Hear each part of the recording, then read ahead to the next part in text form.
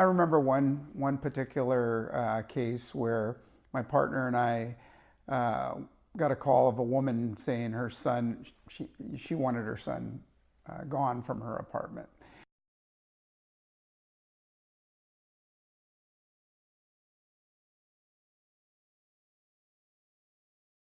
Narrow kitchen, iron skillet, hot oil, and bacon. Rather than a spatula, he was stirring the bacon with a knife. Just about the time we thought he was going to put it down and come to us, he threw it at us.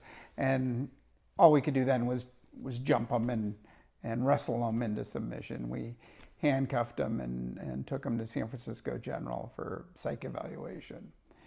But I mean, I wouldn't say that's typical, but that wasn't that out of the ordinary.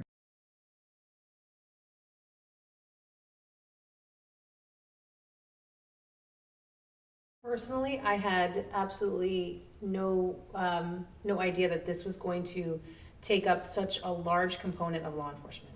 I really thought it was more enforcing laws when I first came in. As you quickly build time in this department, you realize that mental health is huge.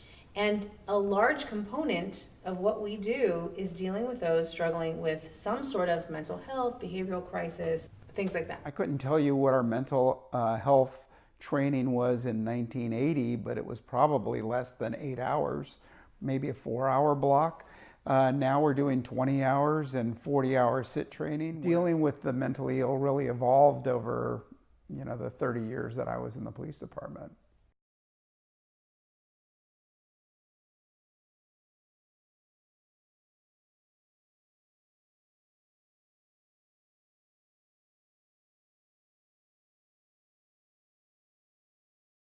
Especially if it's a person in crisis, a person who has mental health, you want to change the questioning for them because they may not take command so well. If you're out on a team, making sure that you have one communicator with the person because they are already having conversations sometimes in their head, right? And then you have 5 officers trying to have a conversation with that one individual. How many conversations do they got going on through their head? So try to have one individual be the one that communicates so it's not so confusing. And then when they come back for day 2, they meet with me and Laura, and we discuss the field tactics for CIT. So this is new training for them, and you get a little taste of what There's a full spectrum of response from resistance, because we're civilians training police officers. There is a concern that among some officers that we're pushing de-escalation at any cost. And I don't believe that's true, by the way, but some officers feel that, and I think others get it. Others get it completely. Some individuals in crisis cannot be de-escalated, and I think we all recognize that. CIT doesn't always work.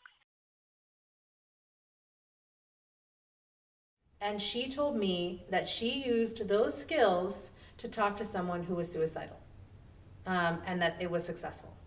So that's just one example of many examples of officers using the skills that they learned.